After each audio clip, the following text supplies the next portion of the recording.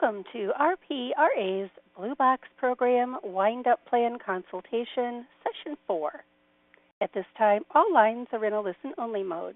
To ask a question at any time during the presentation or for technical assistance, please type your question in the text box provided on the screen and press Enter.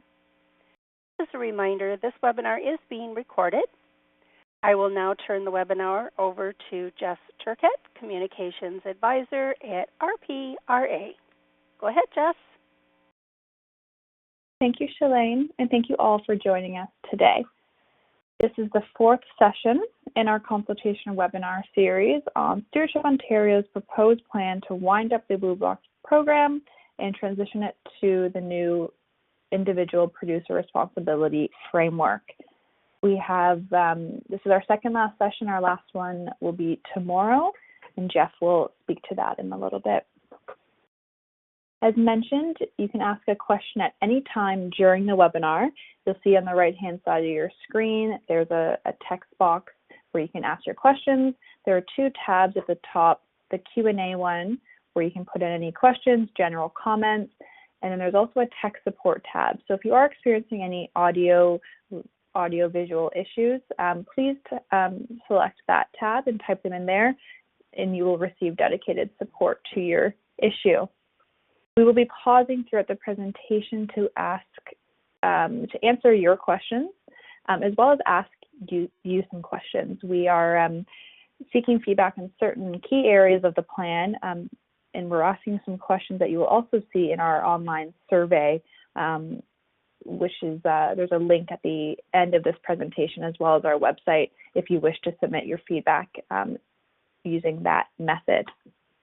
We are expecting a large number of attendees on the line today, so we will try our best to get to all of your questions, but if we don't, we will be posting a Q&A document following the consultations. We will be posting the presentation slides and a recording of this session on our website following today's session. So later this afternoon, you'll be able to see both the slides and recording from today's session, as well as all of the previous sessions from this week as well.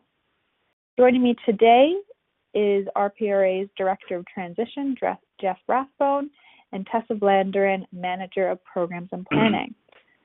With that, I'll hand it over to Jeff to start the presentation. Hey, thanks very much, Jess. And again, welcome to session number 4. In this module, we'll be focusing primarily on the Stewardship Ontario financials and other non-financial assets. So we'll be going through the SO reserve funds, SO assets, liabilities, and contingencies, SO's financial forecast through 2026, which of course is the transition period, steward fees through transition, and SO's operations, again, through 2025 and 2026.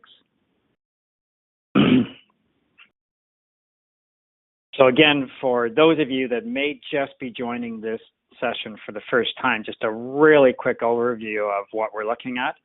Stewardship Ontario is the industry funding organization that acts on behalf of stewards in the current shared responsibility model, where stewards provide or supply printed paper and packaging into Ontario. Stewardship Ontario meets their obligations collectively under the shared responsibility program.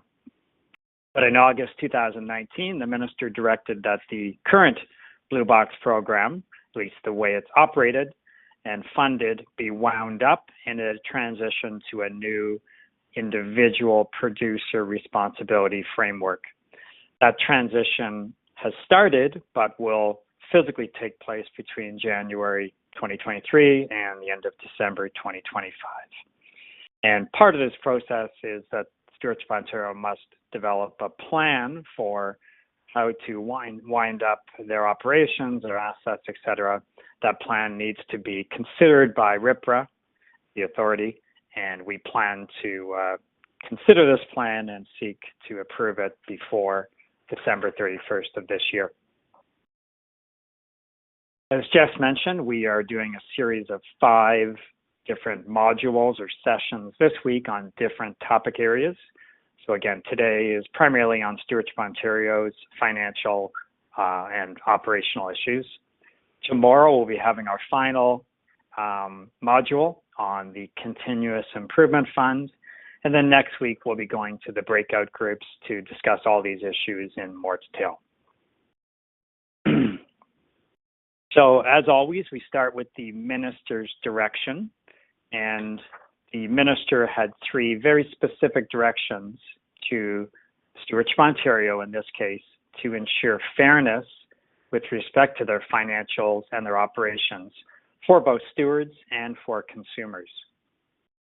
The number 1, the minister directed that Stewardship Ontario prepare a proposal, which is essentially this wind-up plan for how to deal with their assets and liabilities, and also other rights and obligations, non-financial assets of Stewardship Ontario. The minister directed that this be done in a fair, open, and transparent manner. Number 2, the minister directed that all monies that are held in trust by Stewardship Ontario, and in trust in this case primarily means various Stewardship Ontario reserve funds, that those monies be treated appropriately in accordance with the legislation, the Waste Diversion Transition Act, and the regulations under the WDTA. And finally, the minister directed that the plan must contain a timeline for the key aspects of the implementation of the plan. So we mentioned earlier that Stewardship Ontario has a number of trust funds or separate reserve funds. And in fact, there were at least, when the plan was written, 5 separate funds. 2 of those funds were specific market development funds, one for plastics with a balance of approximately $5 million, and one for glass with a balance of approximately $666,000. Now, these reserves were specifically created by the stewards in these material groups, and the purpose of these funds, as the name implies, was to support the development of markets for these specific materials. SO also had 2 operating reserves. One was called a sustaining fund with a balance of approximately $5.4 million. This fund was set up specifically for the purpose of paying for the wind-up of the Blue Box program and Stewardship Ontario should it occur, and of course, with the minister's direction, it is now occurring. SO also has a general reserve, again, a balance of approximately $17.8 million. And the purpose of the general reserve was to provide general working capital for the organization. SO also holds the Continuous Improvement Fund, the CIF Fund Reserve. This is a segregated fund that's held on behalf of municipalities.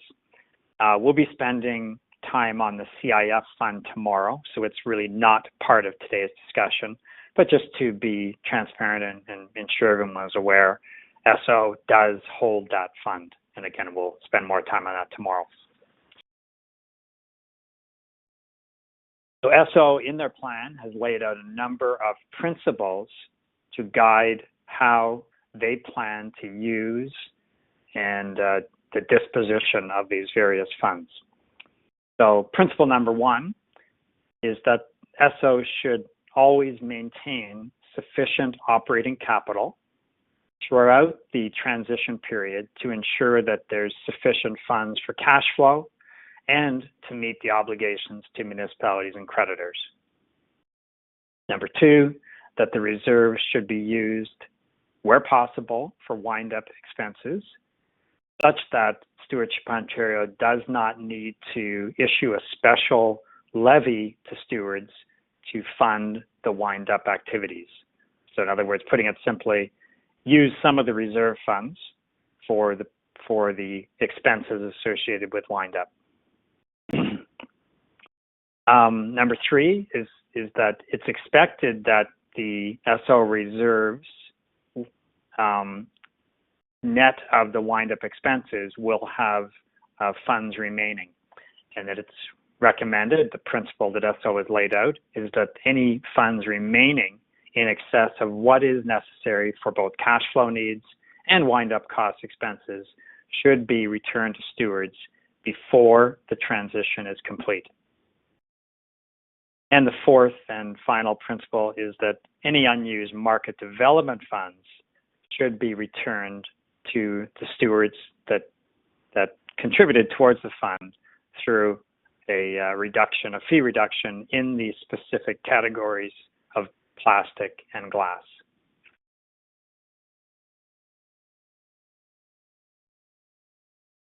So now as we look at the use of the funds, I'll start with market development, and we sort of gave an outline on this in the principle, but what SO is proposing for market development is that it issue fee reductions to glass and to plastic stewards starting in 2021 to fully draw down and empty the reserves in those 2 categories. So again, about a $5 million plastic reserve and $250,000 reserve for the glass fund.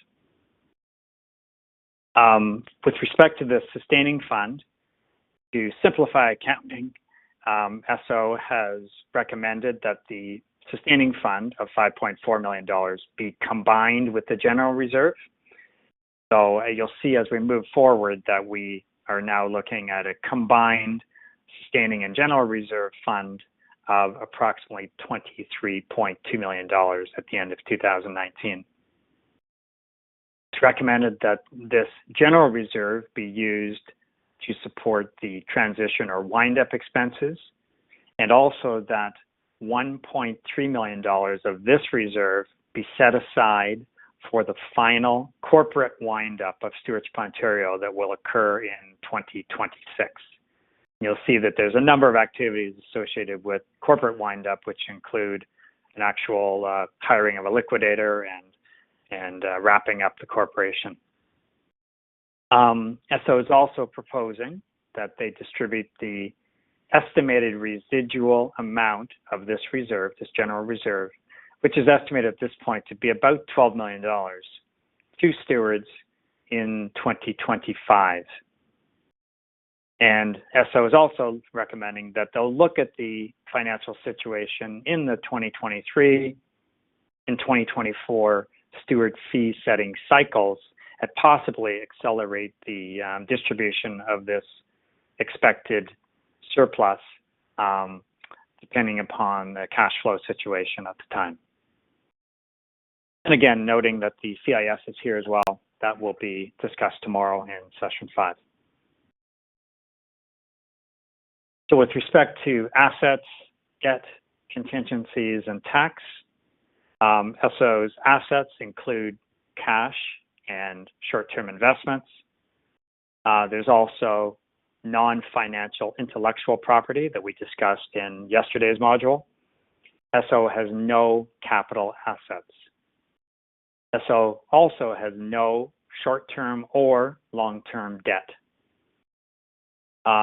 Built into the financial estimates, SO has included any liabilities associated with the 2 SO employees in terms of retention and severance.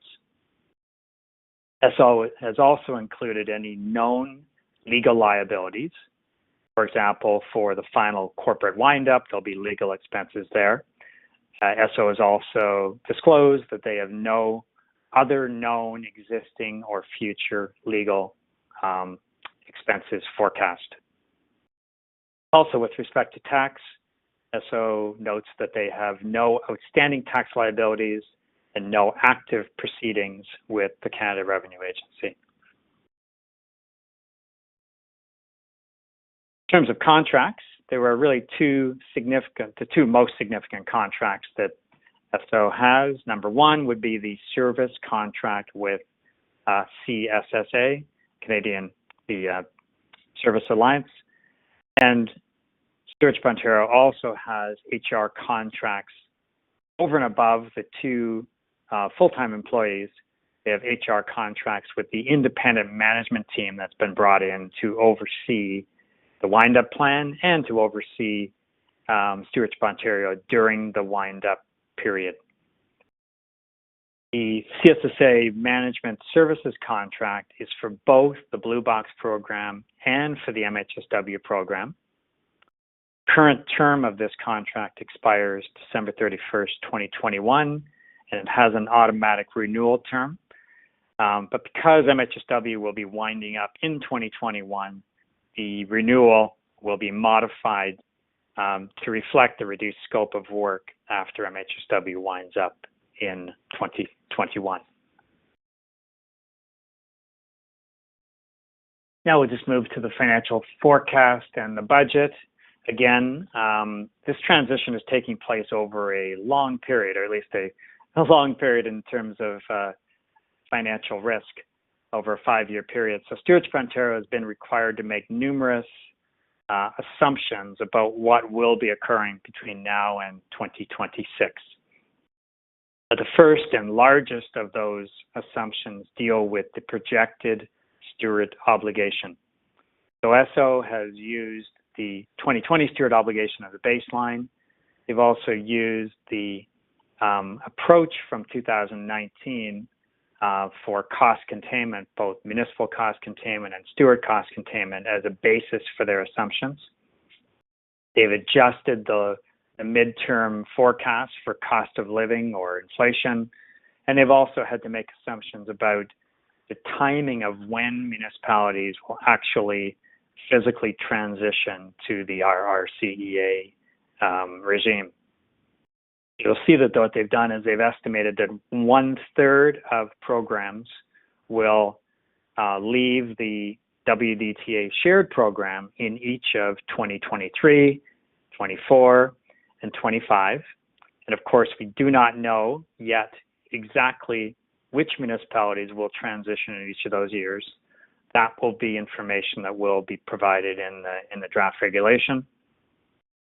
But SO is further segmented each year, basically saying that it's unlikely that municipalities will all transition on January 1st, for example, of each of these years.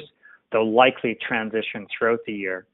So for each of those 1/3 tranches, SO has divided them into quarters, applying 25% to each of those quarters.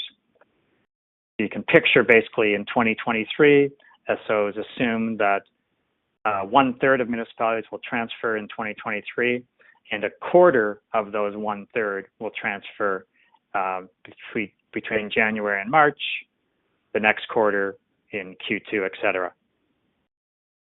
SO has also projected their operating costs out through 2025 and also for the abbreviated year in 2026. And you'll see that what they've done there is they've used a flat rate of 7.65%. And this includes the SO staff, CSSA services, office and other expenses, and the rpra fees. Actually, just a minor clarification there, that will only go to 2025.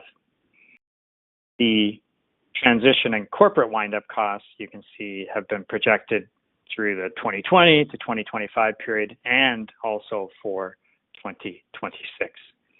This is based on roughly a flat rate of 1.5% of the total cost per year. This includes the contracts for the wind-up team, legal fees, the cost to bring in a liquidator in 2026, and any contingencies along the way. So these assumptions and forecasts are summarized in this graph. You can see there are 3 colors of bars. So the green bar, the largest, represents the forecast steward obligation. And of course, the steward obligation is something that's set annually by the authority. So this is simply a forecast that SO has put in to give an estimate of what the steward fees will be for that year. But the actual steward obligation for 2022, for example, will not be set until next summer.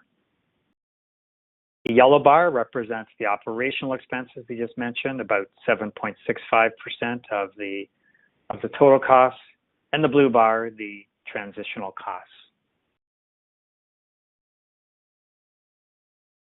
Similar to the prior slide, this slide, the one on the left, the graph, the green bar just brings together all those cost categories from the prior slide, steward obligation, the operational cost, and the transition costs, with a little bit of rounding.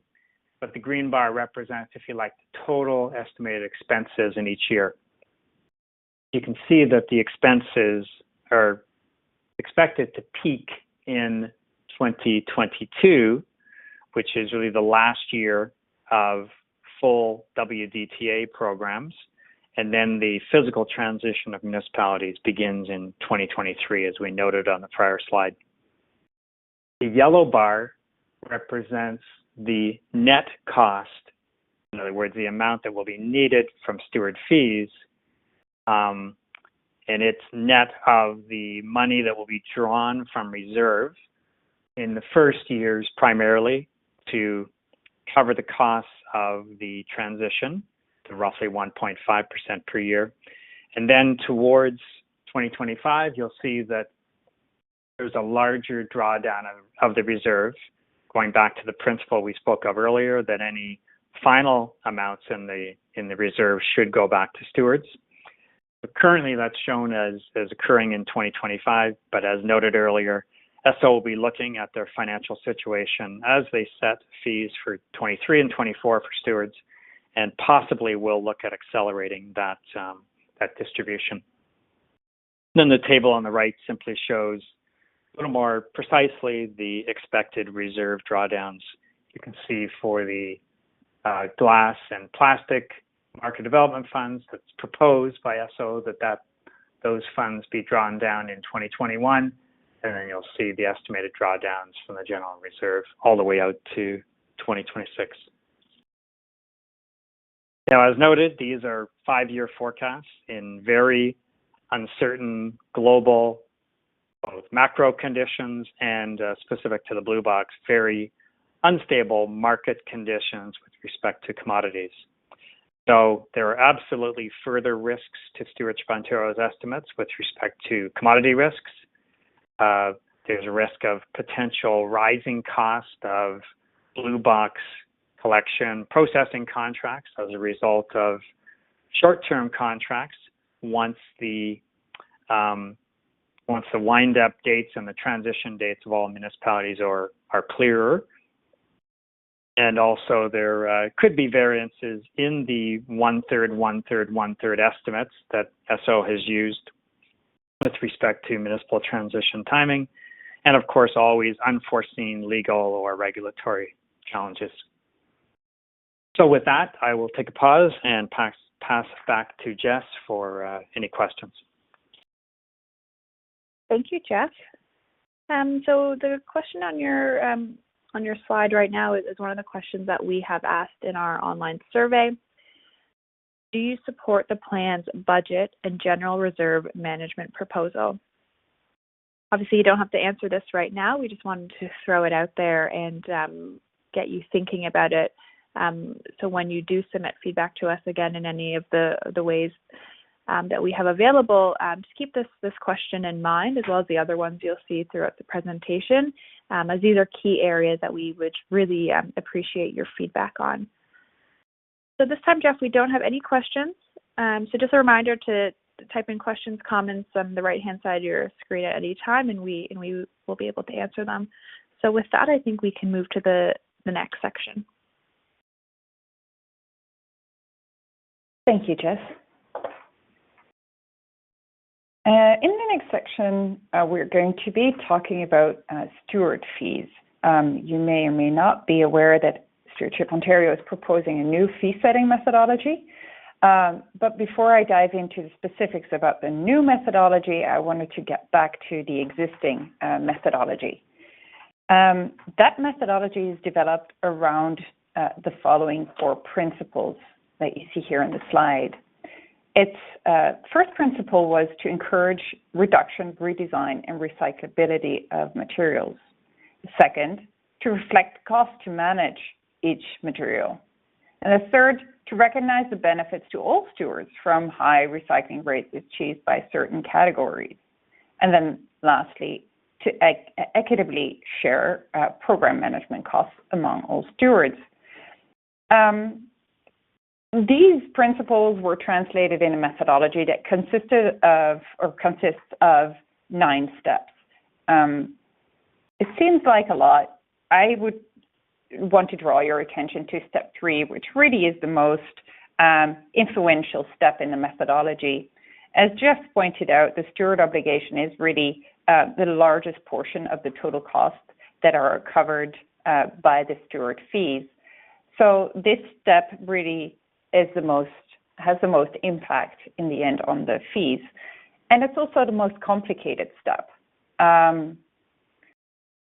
There's a couple of layers of methodologies underneath that one step. And the first one is the 3-factor formula. The 3-factor formula allocates the steward obligation in 3 parts. 40% of the steward obligation is allocated in proportion to costs, and then the net cost to manage each material in the system.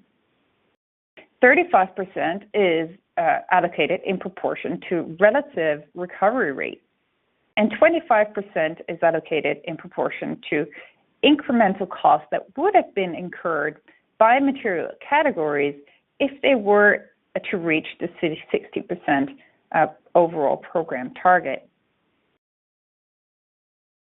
Now, inputs into this calculation, as you can see, are recovery rates and net costs. However, the information on the net cost impact of individual materials on the system is not readily available, which is why the ABC methodology was developed for the Blue Box program. It's worth to note that the last time that the ABC study was performed was in 2012. So these studies, they require field measurements to be taken at recycling facilities. However, access to these facilities has become limited as many facilities are now privately owned. Aside from that challenge, many changes also occurred in the material mix and in the sorting and processing approaches since. And the methodology itself is based on a very large set of principles and assumptions around how that sorting and processing occurs.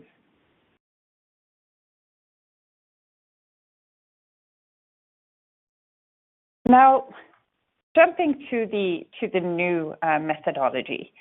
So to support the Blue Box transition, the Minister requested Stewardship Ontario to describe a fee-setting methodology, and SO presents a new approach, bringing forward a couple of reasons for moving towards a change in fee setting, and highlighting issues around fairness, transparency, and repeatability of the calculations, and as well the ABC studies themselves, but also the practical difficulties of executing the ABC studies and getting a representative sample size. So that is really to address these issues and also to harmonize fee setting across Canada. Stewardship Ontario joined in 2015 an in-depth review of these methodologies led by CSSA. So this review was done in 2 phases. So first, there was an overall review of the methodology that was started in 2015. And a couple of years later, there was a review really of the ABC methodology itself.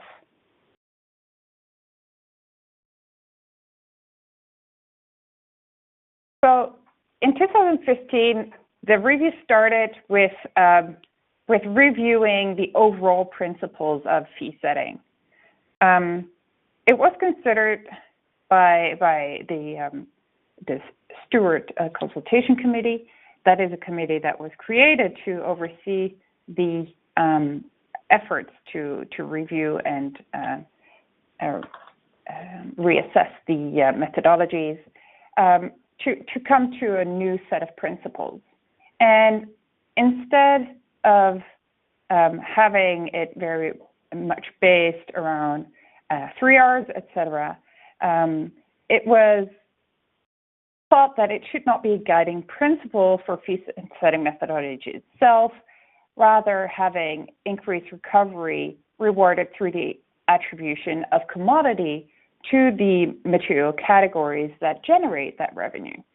So the reviewed fee setting methodology was as follows. So to ensure that all obligated stewards who put obligated materials into the marketplace contribute to this recycling system.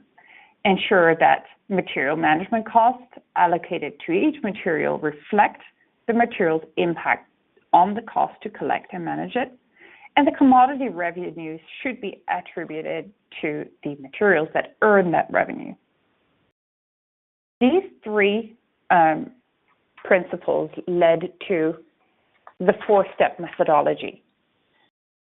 In these 4 steps, the first step is around allocating gross costs, the second step to allocate revenue, the third one, allocating program management costs, and the fourth, to add any specific promotion and education or market development costs.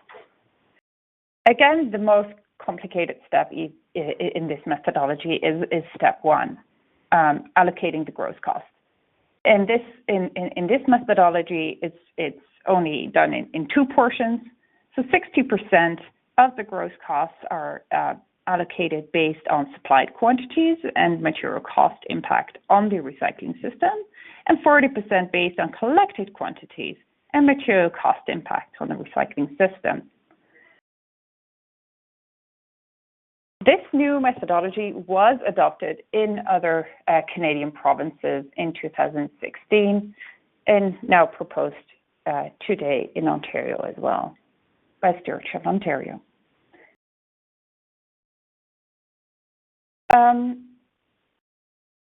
So another set of principles was also developed specifically for the review of the ABC methodology.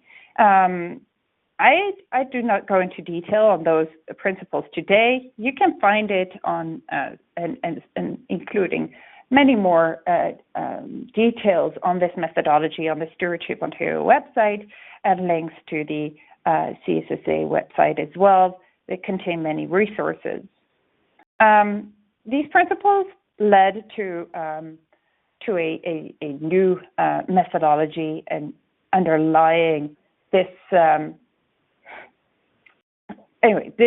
So CSSA consulted on this new methodology at the same time as SO consulted on its windupplan this summer. Subsequently, the SO board decided to move forward with adopting this new approach through the windupplan. This methodology consists of a number of elements. So first, there is the methodology itself, which is a model. It consists of measurement protocols, calculation procedures. It encompasses metrics, assumptions, definitions, maintenance protocols. And eventually it takes as inputs lab measurements instead of field measurements. And it takes into account system and costing information that needs to be updated regularly through those maintenance protocols. Outputs of the system are the material cost index used in step 1 of the 4-step methodology. It is good to note that this methodology is proprietary to CSSA. I highlight again that if you have any technical questions on this methodology, we are happy to hear it. We will ask for some support from Stewardship Ontario to address those. What we want to get into a little bit more detail is the impact of the proposed methodology. As you can see in the table on the right, it does lead to a change in fees for the different product categories.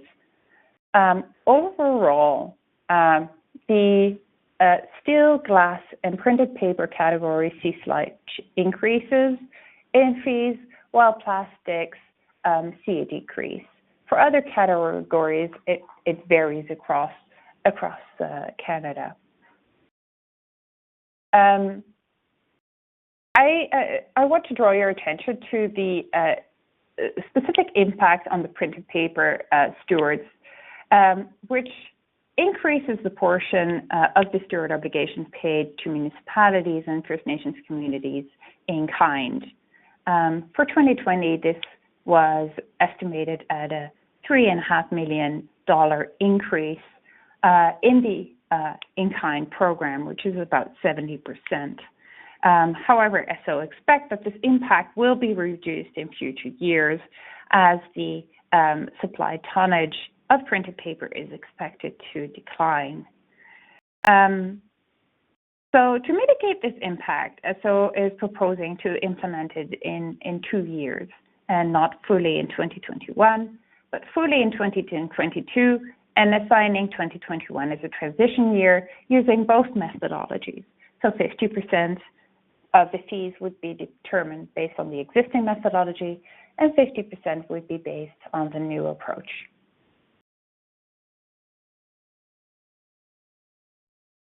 So that leads me to concluding this section. I do look forward to receiving any questions you have. Great, Tessa. So again, the questions on your slide are just questions for consideration for you to think about and respond to when you submit feedback to us. The question for you, Tessa, is regarding the fee setting methodology. Is it not a real, perceived, or potential conflict of interest for CSSA's proposed fee setting methodology to be part of Stewardship Ontario's wind-up process? Thanks, Jess. I think we do look forward to hearing your feedback as well on this question, as especially the perceived or potential conflict of interest is also dependent on your perception. I think we will review whatever we are going to hear through this consultation process and address it later. Thank you. A question here for Jeff, going back to some of the slides you spoke about regarding the funds. Yes, thank you. So how does... 18, yeah, 18. Okay, So the question is, how does 2025 general reserve jump to the 13 million? So first of all, let me say thanks for the question. And I can see when I really look at this slide that it's really not very clear. Excuse me. So let's go back a little bit. The starting balance of the SO reserve is approximately $23.2 million. SO will be drawing down that reserve between 2020 and 2024 with the transition costs, $1.5 to $2 million per year. And they'll recognize that it's likely there's going to be a surplus in that reserve, but what SO does not want to do is draw that reserve down too quickly and then run into trouble if unexpected issues arise. So the thinking is, at this point in 2025, that during that year, the transition costs would be drawn down, as was the normal practice up until then. Again, another roughly $1.5 million. And SO would then would do a substantial return of the surplus reserve funds to stewards, approximately $12 million. So we'd add up the $12 million plus the normal annual transition costs, 1.5, 1.8, that would be the $13.8 million that would be drawn down from the reserve, leaving the $1.3 million in the final. So we'll modify this table potentially before we repost the deck to make this point much clearer. So hopefully that answers the question. This is really the drawdown each year, not the balance of the fund. Thanks for the clarification, Jeff.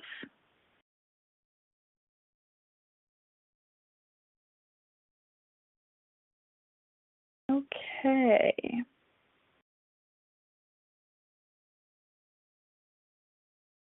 So, sorry, I'm just looking to see the questions here. We do have a comment here about the fee setting methodology, a bit of a follow-up to the previous question. So I'll read that, and if Tessa or Jeff have any comments to provide afterwards. So the comment is, the fee setting methodology will double the amount of in-kind payments municipal governments would receive as part of the steward obligation instead of cash.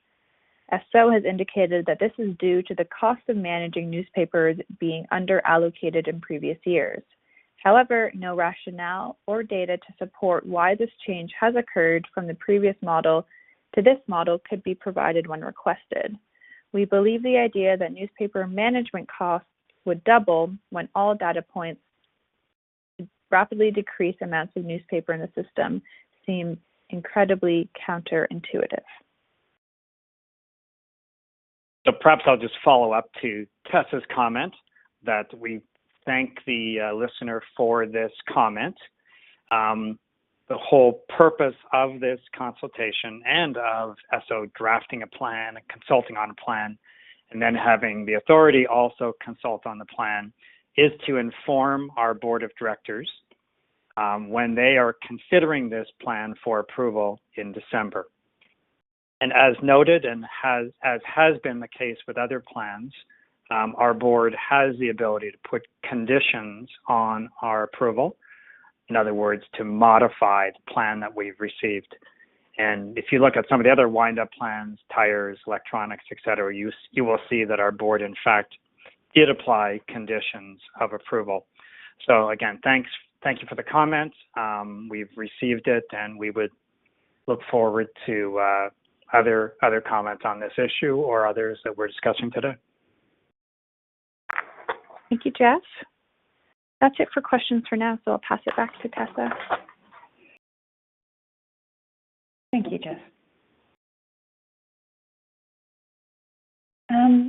The next and last section today is around steward timelines and cutoff date on steward operations. So what are the key dates in this transition process for stewards under the plan as proposed by SO? There should be no changes to any processes until 2023. The timelines for reporting adjustments and payments and steward meetings will remain the same. In 2023, as you see in this picture, we'll see a small change, being a reduction in time available for providing adjustments to the 2021 supply data.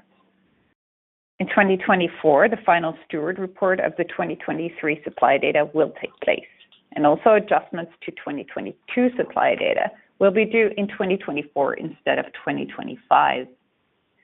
The last steward meeting will also occur in 2024, as is the last set of steward rules. The final payment is due in the fall of 2025. Please note also the fact that in parallel to the wind-up of the Blue Box program, participating stewards may also be obligated producers under the new regulation that comes into force on January 1st, 2023. It's not within the scope of the SO wind-up plan or of this consultation, but we would like you to be aware of it. Prior to that date of January 1st, 2023, producers obligated under the new regulation will register with rpra and engage with service providers to meet their requirements outlined in this new regulation. So as an example, I'd like to walk you through the steward business cycle in 2023. So as you can see, we set the steward obligation in the summer, July of then, in this case, 2022. That informs the fee setting for the 2023 year that is presented at the annual steward meeting in the fall of 2022. On January 1st, these fee invoices are sent for the 2023 year. And at the end of the month, the annual payment is due. In February, the CSSA Ready to Report webinars go online. And in March, there is the deadline for the request to get any fees adjusted for the 2020 and 2021 data. In May, finally, there is the reporting deadline, again for the 22 data.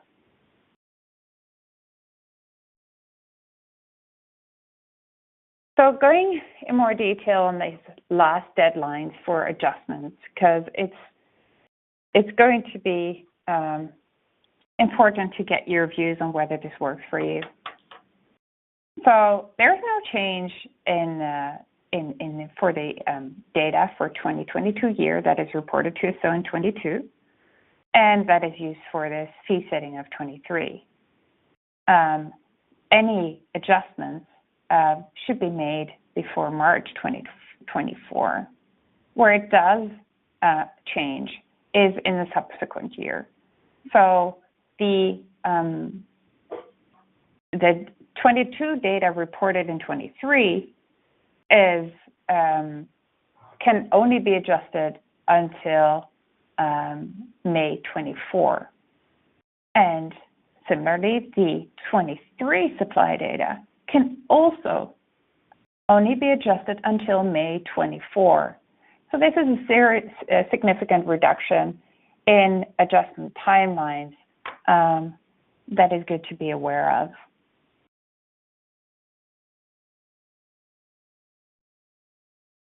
So finally, the cutoff dates.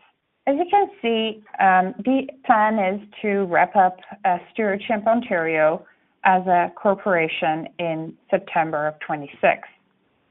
This means that prior to its wind-up, the residual funds will be distributed to stewards, and any final payments to municipalities are made in March of that same year. In October of the prior year, in 2025, is the final payments due for stewards, inclusive of all adjustments. And again, in March 25 is the final deadline for any steward supply data adjustments. That concludes this section, and we would like to hear from you if you think this will work with your business cycles. Thanks, Tessa. There's no questions right now. So with that, I'll just take us to the next slide to quickly talk about next steps. But again, feel free to submit any questions or comments in the meantime. So as I mentioned earlier, that this presentation deck and a recording will be posted to our consultation webpage. Currently on the webpage, we have all sessions 1 through 3, all of the materials posted. So this session 4 will be posted this afternoon. And then again, tomorrow after session 5, all 5 sessions will be available for your review. Please provide your feedback to us by Tuesday, November 10th.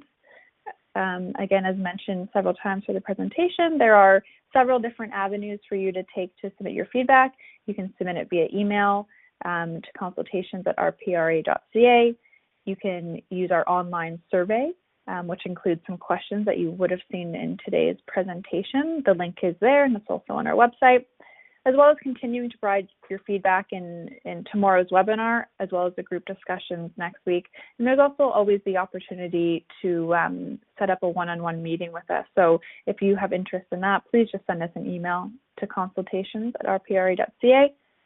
And then lastly, all this, as Jeff mentioned, all this feedback will help us inform our decision making and the approval of the wind-up plan. We will be summarizing all of the feedback received from all the different ways that we're soliciting feedback. It will be summarized into a consultation report, which will be posted to our website at the end of the consultation process. So we do have one question here for Tessa. Is there a further section regarding timing, sequencing of payments of steward obligation to communities with bluebox programs? Yes, thanks for that question. It was discussed in the session yesterday on the municipal operations section. But I'm happy to get back to that. There is, with respect to the timing of the payments, there is no change in the cycle itself. It depends a little bit on when a particular municipality or community is transitioning, when their specific last payment will be issued, and that will be the last cycle after or the next following payment within the existing cycle following their transition date. However, there is not yet any final conclusion on the adjustment timelines, and that will be determined at a later stage when the regulations are issued and specific plans can be made on the data call side as well. Great, thank you, Tessa. So there is one question here that I can speak to, just asking about the will question and answers received during these consultations be provided, and yes, they will. They'll be posted to our website following the consultation sessions. So again, you can find them on our consultation webpage when posted. So that's it for questions. I'll just hand it over to Jeff for any final words. I think that's it. Again, thank you for joining, and look forward to having most of you join us tomorrow for the CIF module. And of course, just urging you to sign up for our group discussion sessions next week. Thank you. Thank you for attending. This concludes session 4, and you may now disconnect. Great day.